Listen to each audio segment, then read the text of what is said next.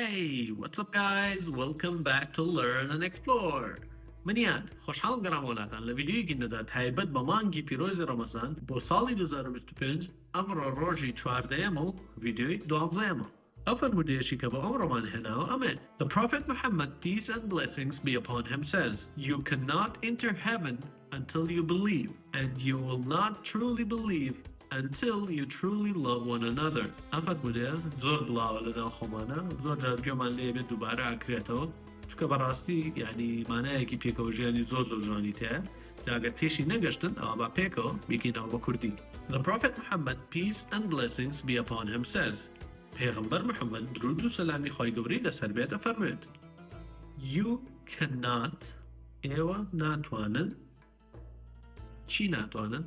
Enter heaven بڕۆنە بەهەشتەوە. Heaven بەواتای بەهەشتێت.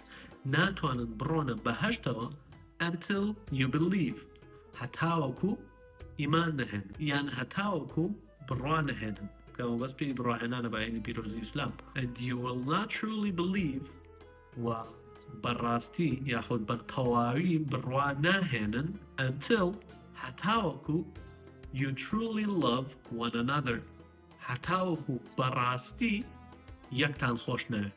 کەواتە هەر یەکێک لە ئێمە ناچینە بەهەشتەوە تاوەکو ئیمان نەهێنن until we believe هەتاوەکو ئیمان نەهێنین. کەواتە none of us can enter heaven until we believe, and none of us is truly a believer if we do not love one another.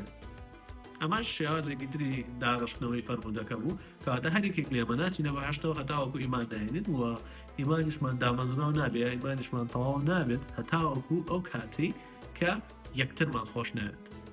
هیوادارم هەمومان بتوانین یەکمان خۆش بێت تاوەکو ڤیدیۆیەکی تر بەخۆی گەورەتان دەسپێرم. خواتان لەگەڵ.